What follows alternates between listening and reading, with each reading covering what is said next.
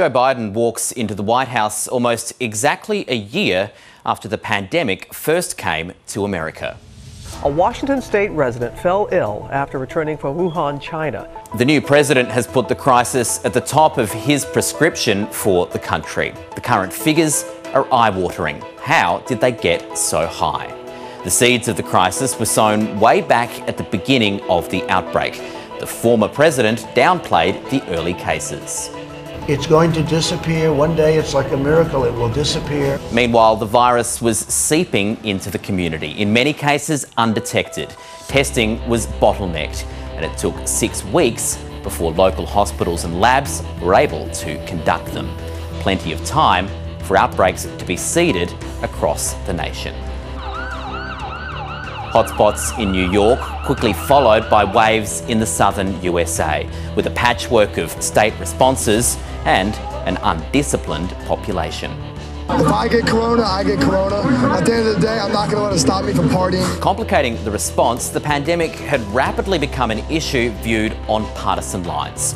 A global poll by Pew in the middle of last year found 76% of Republican supporters felt the US was handling the pandemic well. Just 29% of those who didn't identify with the governing party thought the same. That's a 47-point gap on party lines. The equivalent partisan gap in Australia, 5 percentage points. And then I see the disinfectant where it knocks it out in a minute. Joe Biden's made much of putting experts front and centre. His predecessor had an at times strained relationship with top infectious disease official Anthony Fauci.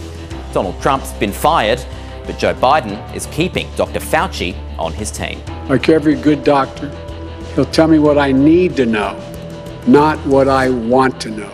But how do you flatten the curve from here, given there's less of an appetite for hard lockdowns, even among some of the governors that were quickest to impose them last year? We simply cannot stay closed until the vaccine hits critical mass. The cost is too high.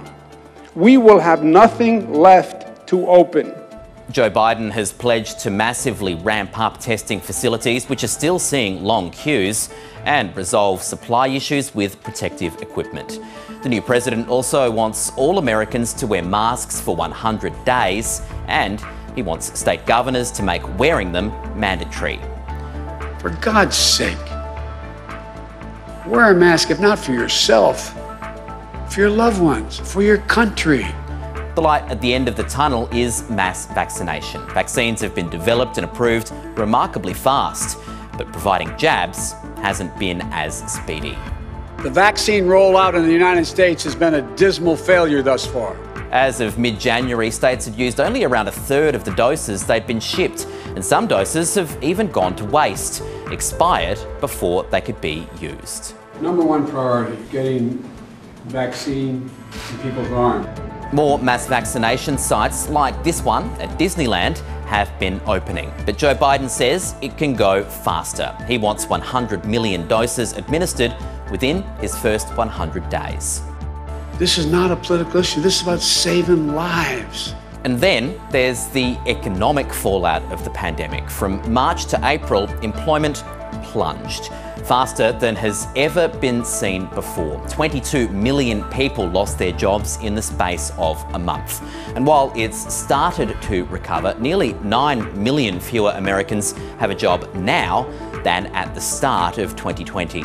Joe Biden wants $400 billion for a response package, and he may find that easier to get once his party takes control of the US Senate. But as we've seen time and time again in America, uniting is often something that's far easier said than done.